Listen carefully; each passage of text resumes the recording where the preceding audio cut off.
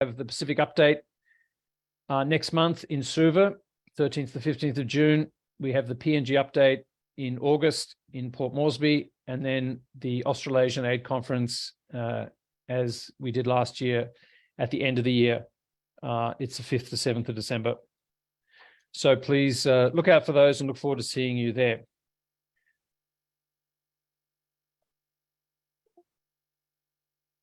Let me just share the screen which has those events on it.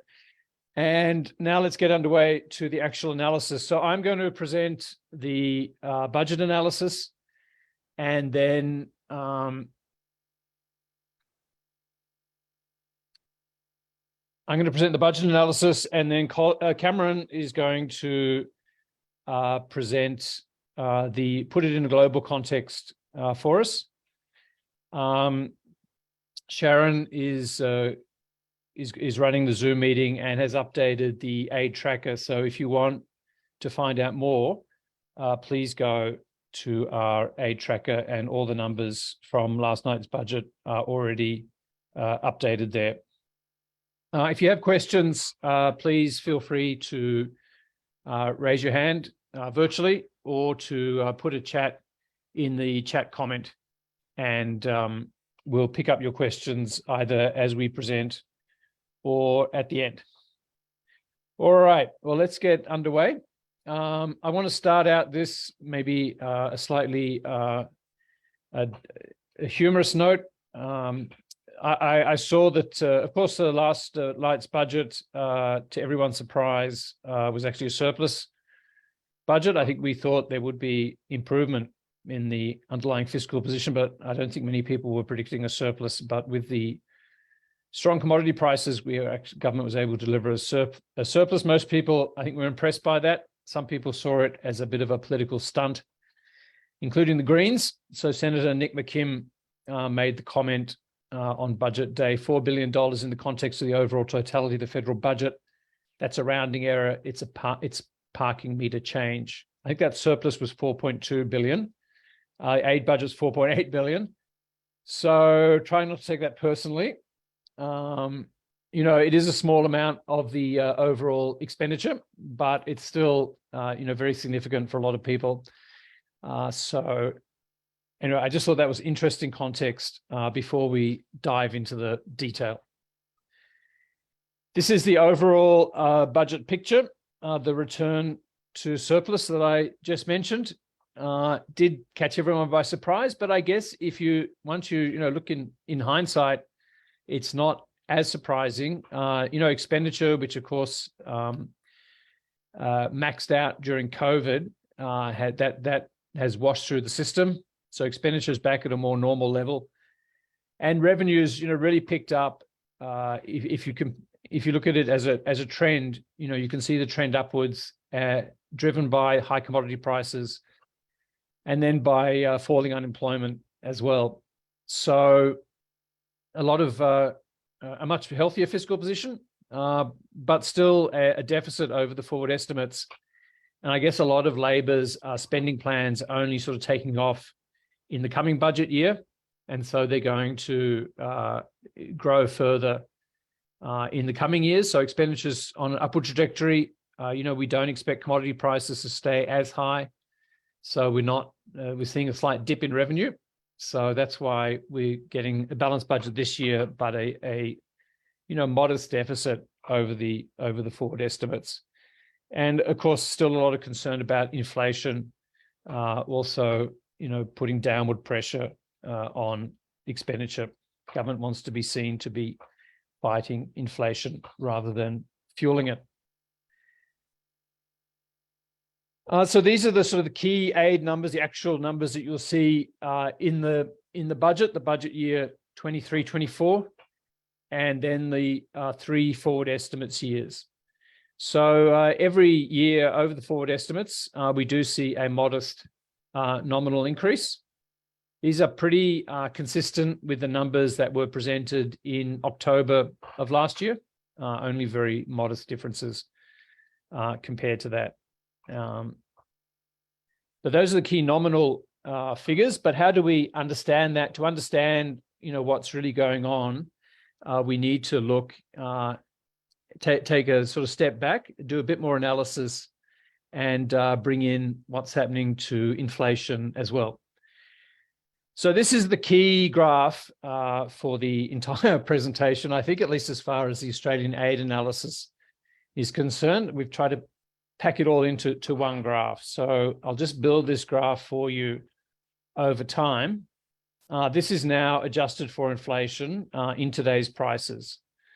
So this is the historical picture, starting when Labor left office or was last in office, the cuts over the period of the coalition.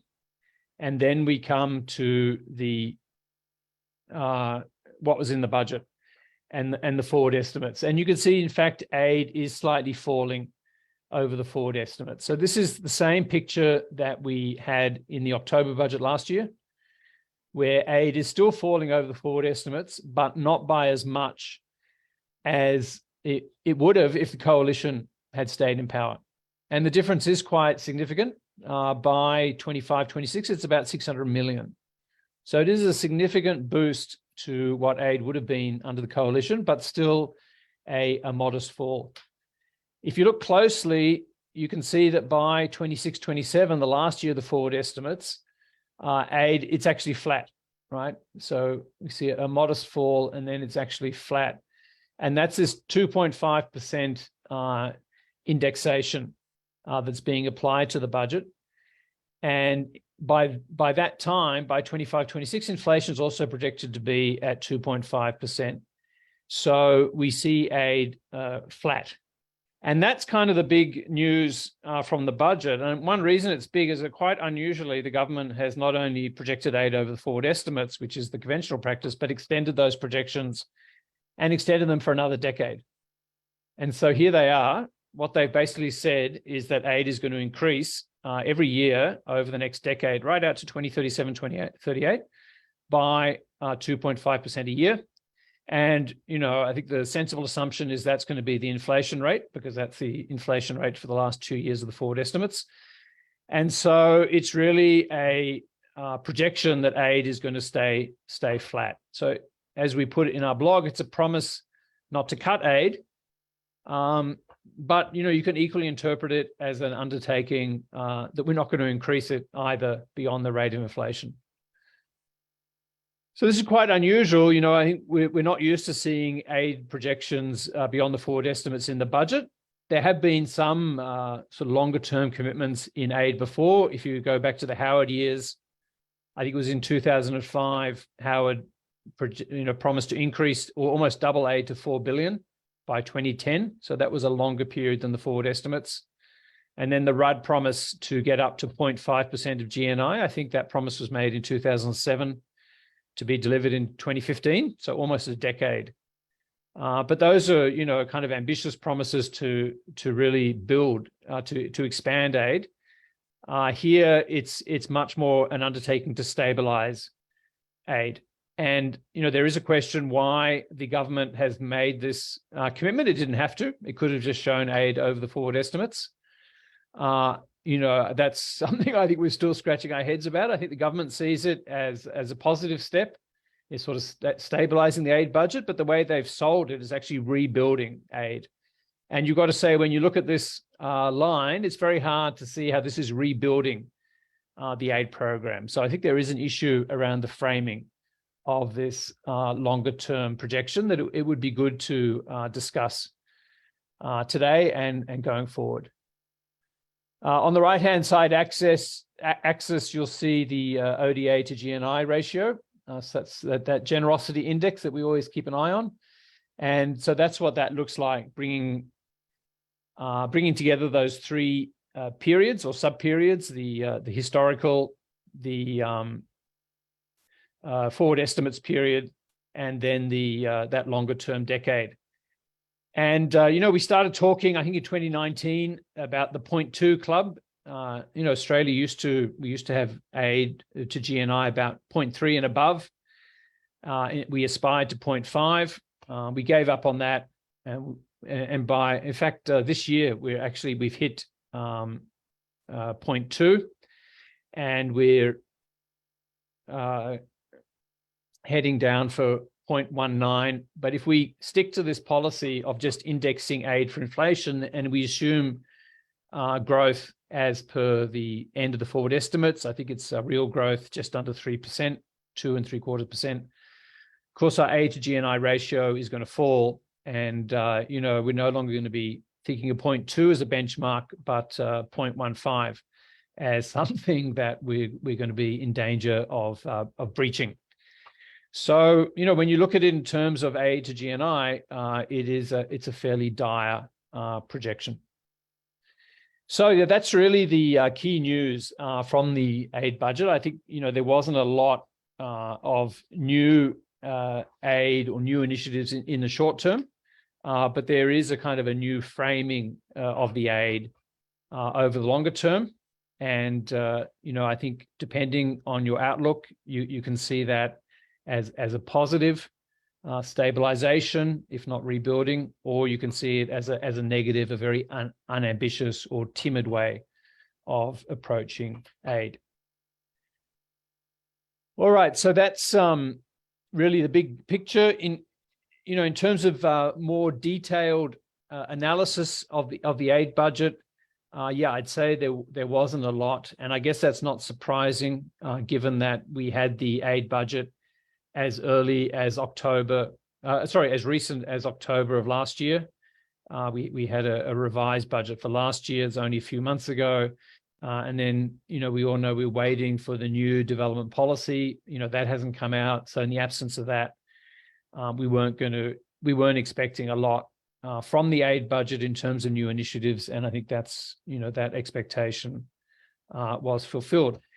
But to run through the slides we normally give in terms of regional funding, very steady as she goes. And, you see entrenched the primacy for the Pacific and Timor-Leste, which is now above 40% of the total aid program. Sectoral funding, again, not much change. We do see governance as the main sector. I think it's just over $1 billion. And that is consistent. We know the government's, although it hasn't released a development policy, it has released its 4 priorities for the aid program. And the first of those is around governance. So I guess it's not surprising to see governance being the biggest sector. There is a fall in health spending, which is the blue one in the middle. And, I think that we're told that is driven by COVID, vaccination and response programs winding down. So I guess that's an understandable decline in health spending. And then the last slice you can do is of delivery partners. This is 1 year back or a couple of years back, because it's not presented as part of the budget. So this is from the updated statistical summary. And but you do see consistency with earlier years. Multilateral funding is still 40% of the aid program. That is it's the most important channel for spending.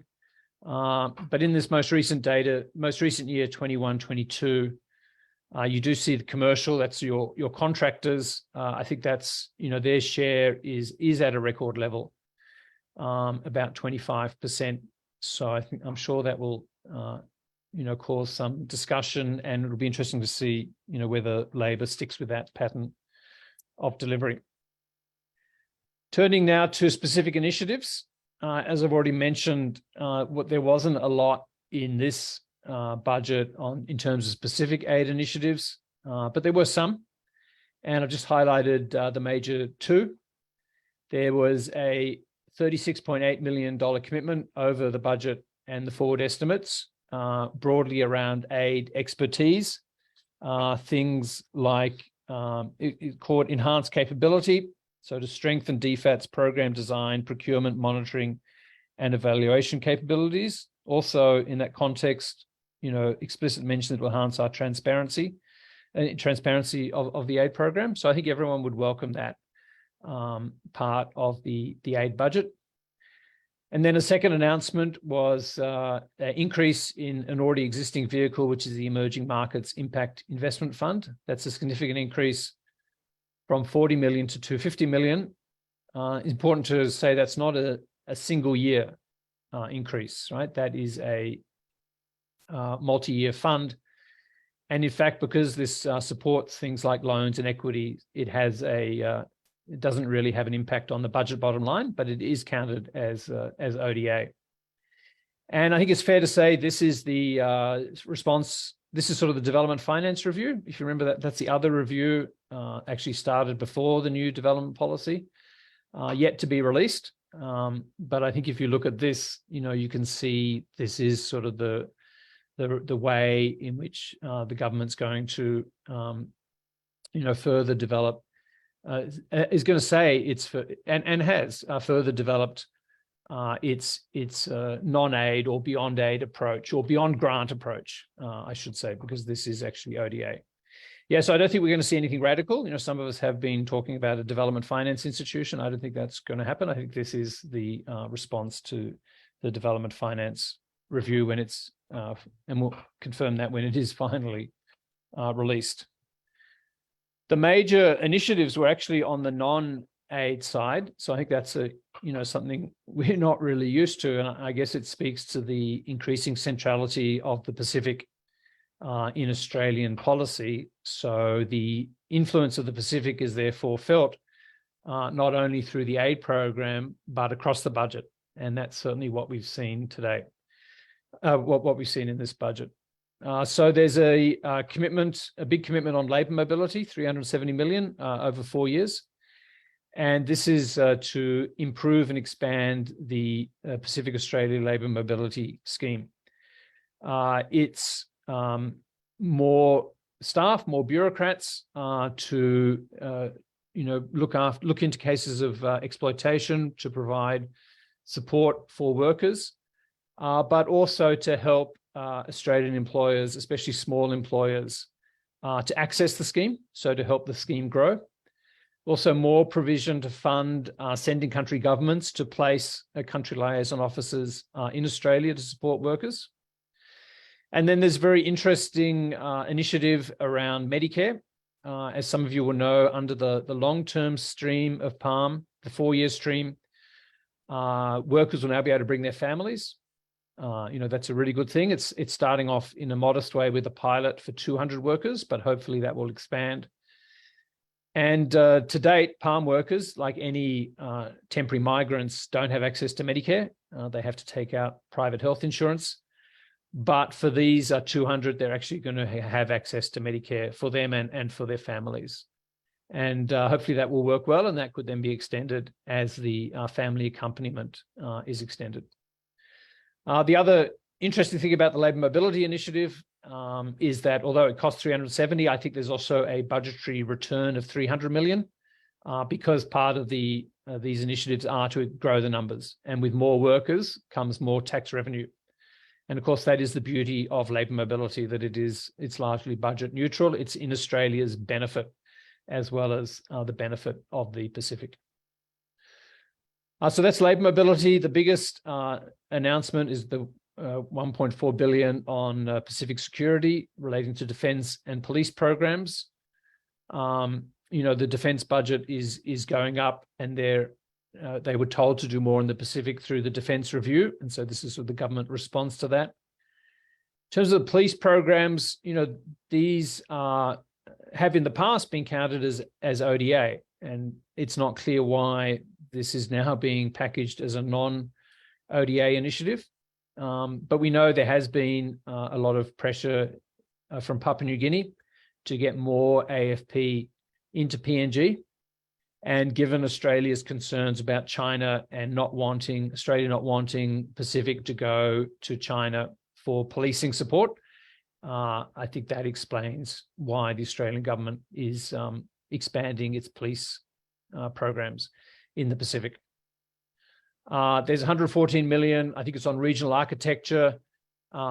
This relates to the Pacific Island Forum. And as you know, you might be familiar with the Suva Agreement, which was a compromise reached to stop the Micronesian countries leaving the Pacific, they were all promised various benefits, such as new offices. And it was said at the time that Australia and New Zealand, is basically paying for this. And so I think that's what's behind at least a significant amount of this 114 million, again, over 4 years. And then there's another 90 million on people-to-people and cultural exchange. And I have to admit, I don't have the detail on that.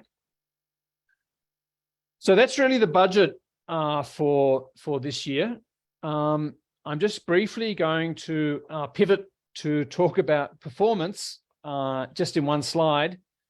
I'll then check out the chats just to see the questions, and then I'll hand over to Cameron, who's going to put it in a global context for us. I just want to, this is partly to advertise the report we've just done on aid performance. We actually started talking about this at the last budget breakfast, for those of you who were there and who remember back that far. I guess it's taken us this last year to do the analysis. We've also updated it with another year. We got more complete data from DFAT rather than having to just rely on what we could find at the web, on the web. But we have now brought out a report on Australian aid performance based on these performance assessments that DFAT do. So just to highlight, what we found and to summarize it in one slide, as I'm sure DFAT has a performance assessment framework for a lot of its own investments, not all, but a significant share, about half.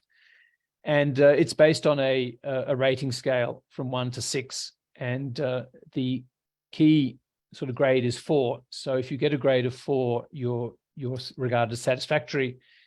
If you're less than 4, it's less than satisfactory. There's a range of criteria, but that include things like sustainability and gender, strength of M&E. But the two we focus on are effectiveness and efficiency.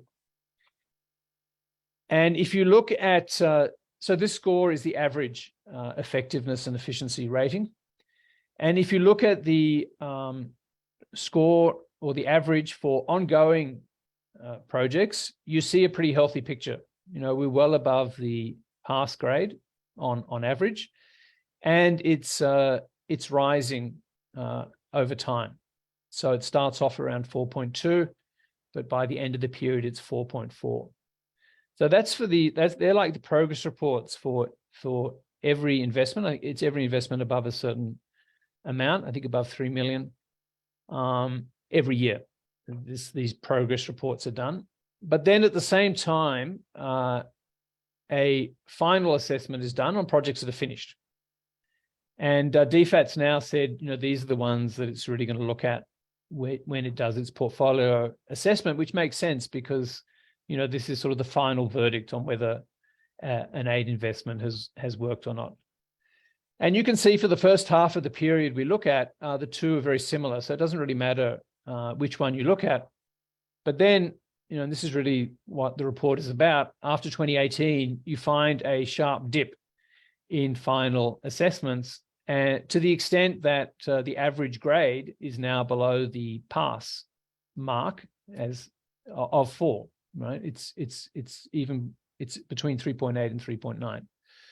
And there's a growing disconnect. It's a very different picture, whereas the ongoing assessments paint a increasingly rosy picture of aid performance. The final assessments, paint there's something going wrong.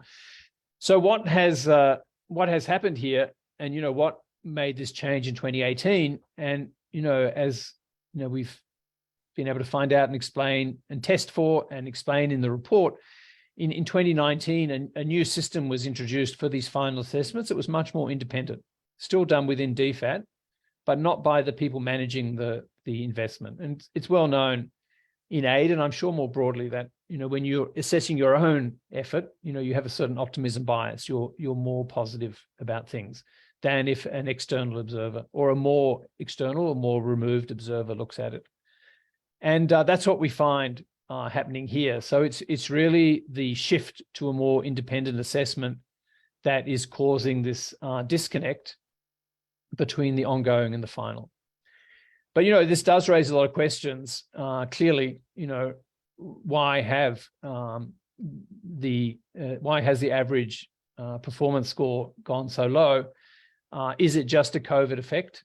Even before COVID, right? 2019, we're barely at a pass mark on average. So I think a lot more needs to be done by DFAT to explain this. We'll also try and do some more research to get a better understanding of why the score has gone so low and what needs to be done to improve it. But I guess in this context, we'd certainly welcome that injection of additional funds. So yeah, of course, on budget, on the morning after the budget, we're mainly focused on aid volumes, but important always to keep in mind aid effectiveness. And just wanted to highlight to you some of this recent analysis. If you're interested, please do check out the blog, and from that you can link to the underlying report. Okay, so that brings my part of the presentation to an end. I see there are a number of questions, and actually I see also Cameron's been going through them. So I might hand over to Cameron, and he can perhaps comment on any of the questions and also take us through to the next part of the report. So over to you, Cameron. Thank you, Stephen, and good morning, everyone. Hope everyone got some sleep after last night, and it's good to see you all here. As Stephen mentioned, I've responded to a few of the questions just on the issue of the explanation for the digression or the contrast in ratings. Yeah, as Stephen mentioned, that's more to do with the more independent assessment of the final scores. And I think Rod had a question about, if inflation doesn't fall as predicted in the budget, then yes, we will see bigger decreases in ODA than we forecast if we see higher inflation for longer. But yeah, I might turn now to the global picture, which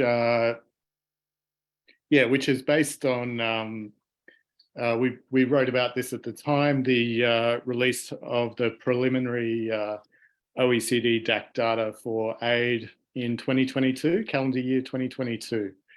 And yeah, I'll just go through some of the features of that and how some of it puts Australia in comparative context.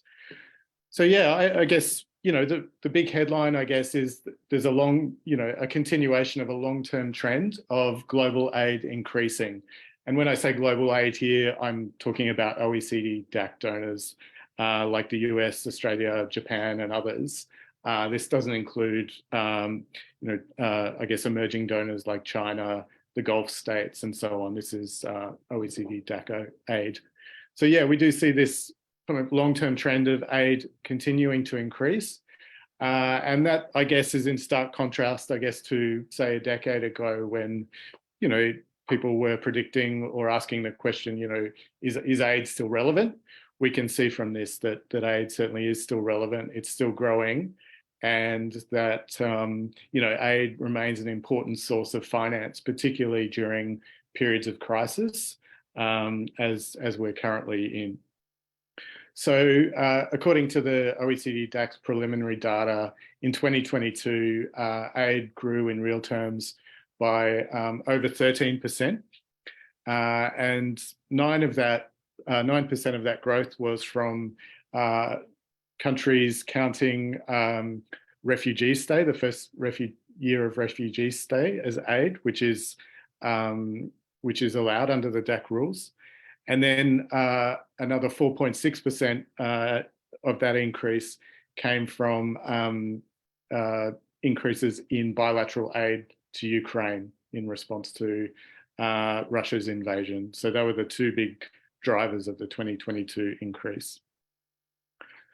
Yeah, and I've broken down some of the increases and decreases here. So yeah, you can see that huge increase, obviously, in bilateral aid to Ukraine, which increased 16-fold.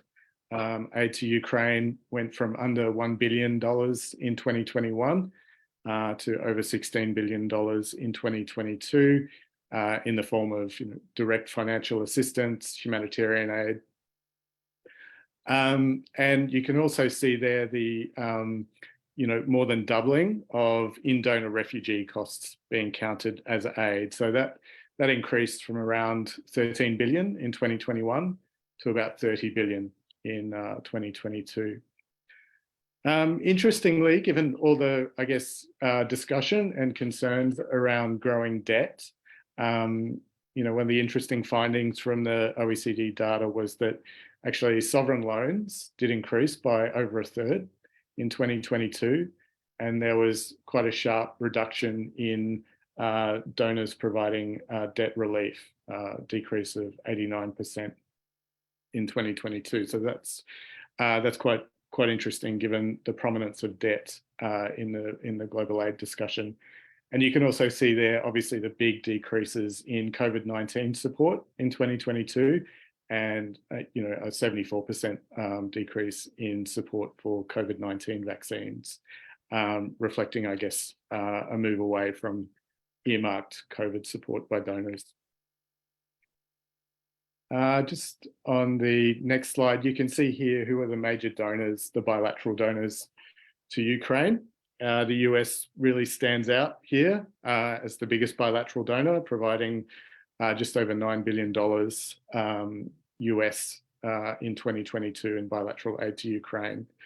And then that's followed obviously by, largely G7 countries.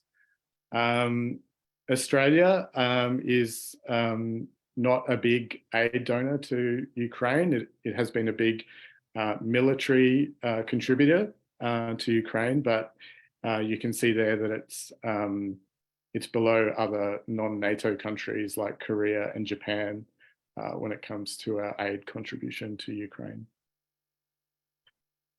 One of the interesting questions when the DAC released its data is what happens when you kind of separate out other aid from Ukraine, bilateral aid, and the refugee aid.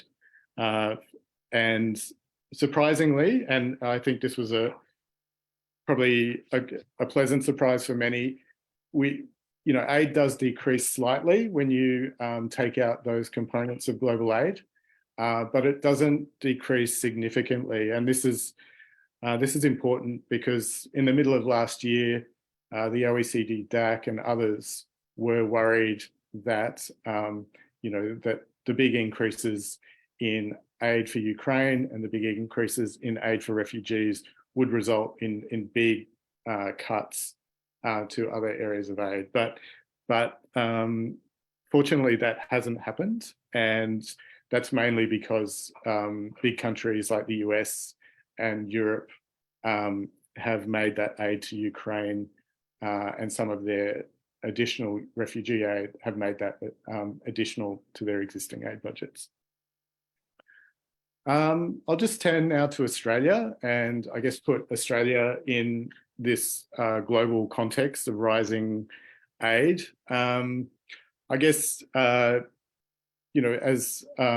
we've talked about, Australia's, burden share of global aid has been decreasing and is now, at a record low of 1.5%.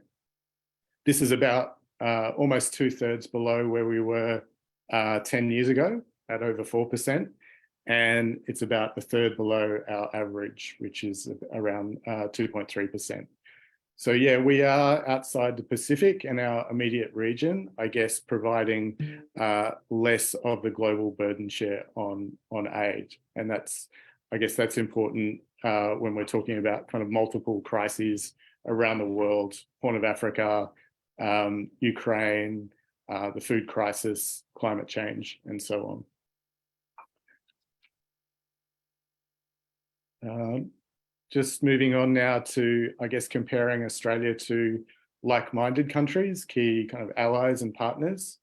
Australia now is, the least generous of its like-minded partners when it comes to ODA-GNI. And in 2022, the US surpassed Australia for the first time in almost 60 years on aid generosity. So now we're running behind the UK, Japan, Canada, New Zealand, and the US. Important and interesting to note there the steady and significant increases in Japan's aid since 2016. New Zealand's taken a bit of a dip, and Terence might be able to tell us more next week on that when New Zealand hands down its budget. I think that's next week. And just moving on to another country, which I guess will probably be the next country to overtake Australia on aid, both possibly in volume terms, but certainly on generosity. This is Korea's aid. The bars are Korea's aid volume in US millions, and the right-hand side axis is Korea's ODA GNI ratio. So you can see since 2010, which is when Korea joined the OECD DAC, that it has been kind of steadily increasing both its aid volume and its aid generosity.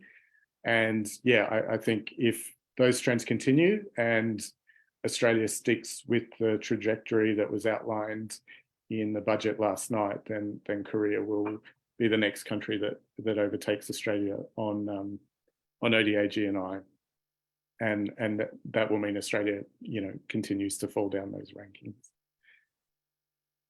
Just finally, just wanted to have a quick look at Pacific Aid. This is the region where much of Australia's attention has obviously been, and where much more of Australia's aid effort has been concentrated, particularly over the last 5 or 6 years.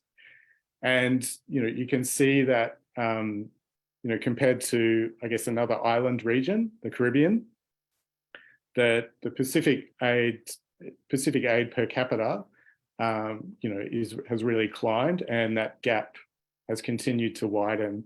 It's important to note here that this doesn't include PNG. PNG is a different case when it comes to aid per capita, but this includes pretty much all the other independent countries, Forum Island countries. So you can see there from about 2016, driven principally by Australia's big increases to Pacific aid, that aid per head of population to the Pacific really does start to climb. And then that jumps again with the pandemic. And much of that pandemic increase was driven by big increases in aid to Fiji. As you know, Fiji lost a lot of revenue with the drying up of tourism during the pandemic. And I guess Fiji was an easier country to provide large increases in aid to, compared to some of the more fragile countries in the Pacific. And yeah, just to show though that there's a big disparity, obviously, in this ODA per capita in the Pacific. You have countries like Tuvalu, where aid per capita is over $3,000 per head US, and then countries like Solomon Islands, where aid per capita in US dollars is around 370. So there is a big disparity there, but you do have a group of, I guess, countries that are highly aid dependent. And I guess that aid dependence increases the onus on donors like Australia to ensure aid is as effective as possible, but also to look at non-aid options like migration. So thank you very much. And I'll turn back to Stephen now, and happy to take any questions. Thanks.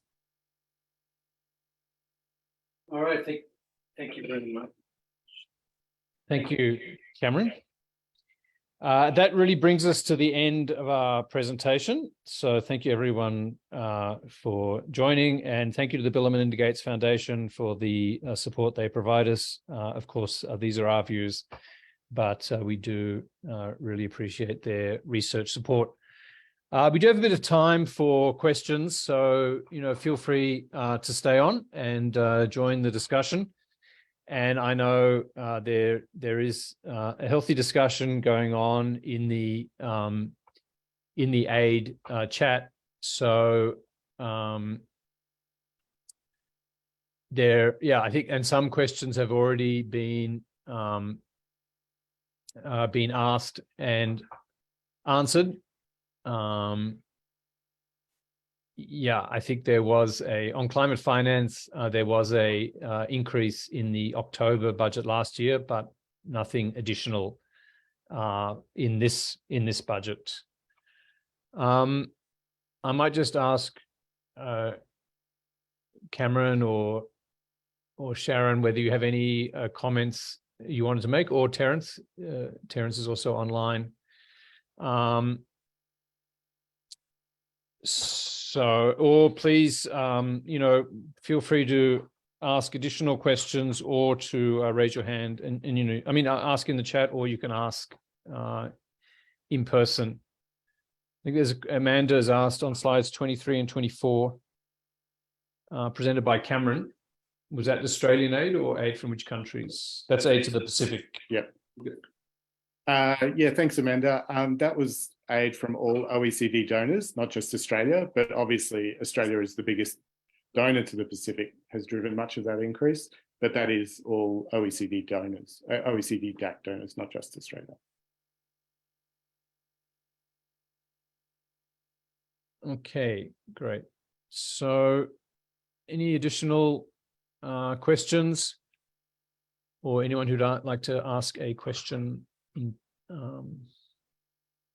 by speaking? I think we've got a question here from Lorenza about aid to Africa. I think in the budget summary document that DFAT released last night, it shows a small decrease in aid to the Middle East, Australian aid to the Middle East and Africa, about a $13 million year-on-year decrease in aid to Africa and the Middle East. And that's in DFAT's summary document on the budget from last night, which is on their website.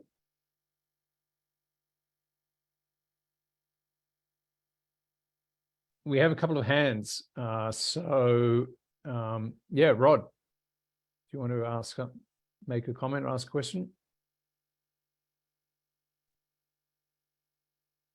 Yeah, thanks, Stephen. It's around climate finance and noting that there's a $2 billion climate finance commitment over the period 2020 to 2025, but DFAT reporting they've spent 0.9, I think it's about 0.9 billion of that so far. So I was just kind of looking for a clarification for my understanding as to whether the 2 billion's kind of reflected somewhere in the budget, or if it's just a notional commitment and they kind of lay in the expenditure as they make it. Are you able to explain that for us? Well, I know Terence has worked a lot on climate finance, so I might put Terence on the spot and hand that over to you, Terence. Is that okay? Sure. I can't speak to the details of the exact question, but when it comes to climate finance, Australia has left itself in a bind. I mean, sort of one of the underlying principles of climate finance is that it's meant to be new and additional aid, but the overall Australian aid budget isn't increasing in inflation-adjusted terms. So any nominal increases in climate finance can't be new and additional. They've either got to come from closing other aid projects, or they've got to come via creative accounting when it comes to Australia's reporting to the UNFCCC. So at this point in time, unless you start seeing real increases in the Australian aid budget, don't hope for too much from Australia's commitment to climate finance. Yeah, so you said that climate is not a sector; it's a reporting category to the DAC. So it is hard. You're not going to see it in the budget or the forward estimates. Yeah, that's another good point. Either you have to go to UNFCCC reporting or to Australia's reporting to the OECD, which, as Stephen just said, is after the fact.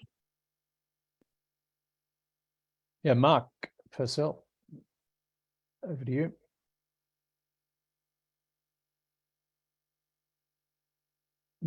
You're on mute. Thanks, Stephen. Sorry about that. Look, it's just a fact check. I think colleagues of DFAT have advised us that, and you might have reported this earlier in your presentation, sorry if you did, that UNHCR on their tables appears to go down 12 million, and the SURF, the Central Emergency Revolving Fund, goes up 12. And I think that's a error. We've been advised in a plus and negative, but the actual allocations remain the same. But if there's anyone from DFAT on the call, perhaps they can confirm this, but that's our advice. So it was just to let people know that are watching the humanitarian spend. Thank you. Thanks, Mark. Brady.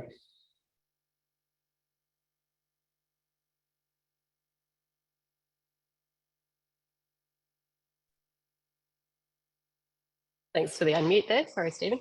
Thanks so much for briefing as always. I'm really interested in how you're making sense of the non-ODA component. So up on your slide, we obviously saw that big bucket of money that's headed to AFP and other whole of government agencies. How do you think the sector and indeed DFAT should be handling the performance, the transparency and the safeguards of this? I also see it's something that ACFID picked up in their analysis as well. Super keen to get your views on how it is that we look at development writ large beyond ODA and the transparency around it. Well, that's a really good question. My understanding is the biggest chunk is for defence, and defence spending is not part of ODA. Yeah, so I don't expect a lot of transparency there. I think the second biggest is for the AFP, and that's, you know, in the past, those sort of police programs from the AFP in countries like PNG have been part of ODA. So why the decision was made this time not to count it as ODA, I think that's worth looking into. That's interesting.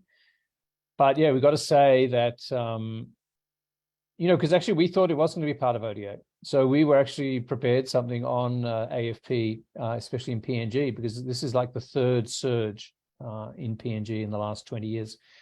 But yeah, even though in the past it has been part of ODA, there's been no transparency. You can't find any evaluation of AFP activities in PNG. We found one in Timor-Leste, but in general, I'd say AFP, you know, like other government departments, whatever criticism you have of DFAT, you know, other government departments are way behind when it comes to transparency and evaluation. And I think AFP in particular is prone to sort of announceables and to just painting a good picture and just sort of being self-congratulatory. You know, I noticed that they congratulate, you know, they were boasting about their role in last year's PNG elections. Whereas I think, you know, any knowledgeable observer would accept that these are one of the worst elections ever, and you'd want to keep it quiet if you were involved in them. You know, it's not something you'd want to brag about. You know, they talk about their role in making the PNG constabulary, you know, a modern professional force, whereas of course we all know that constabulary has very deep problems. So yeah, I think it is certainly worth finding out why that AFP funding is not counted as aid. I don't know if it's because it has more to do with Australia, you know, and perhaps you know, with transboundary crime. That could be one reason. Certainly worth finding out. But I don't actually think it's going to make a huge difference in terms of transparency, because there wasn't a lot to start with. Yeah, well, let's go to Nick McClellan.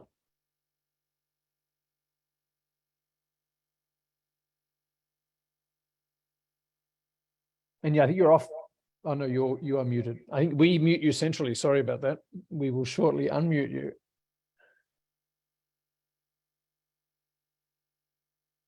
Sharon, can you unmute Nick McClellan?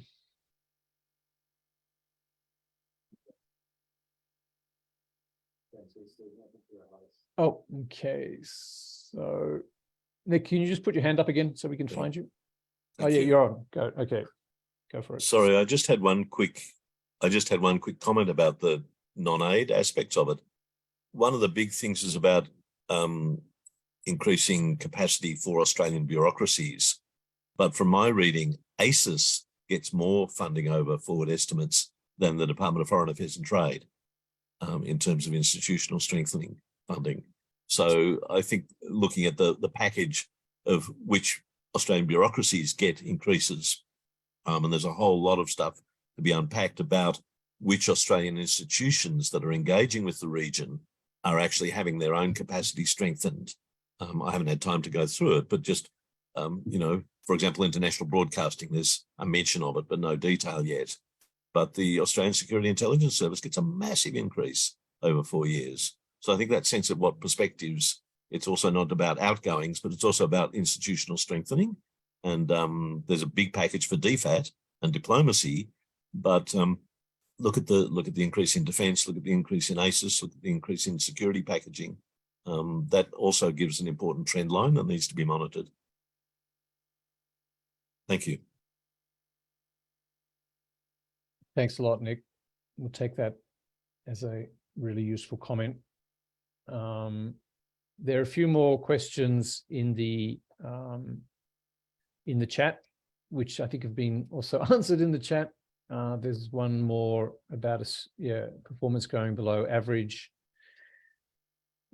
I think that's on the performance questions. Yeah, we can have a separate discussion about that, but definitely it does. I guess there are questions both around the performance and the volume of Australian aid. So you'd have to say these are testing times for Australian aid. There are some positive signals with increased funding for new staff, but of course, aid performance goes well beyond having the right staff. You've got to have them empowered to make the right decisions, and whether that can be done in this sort of geopolitical environment remains to be seen.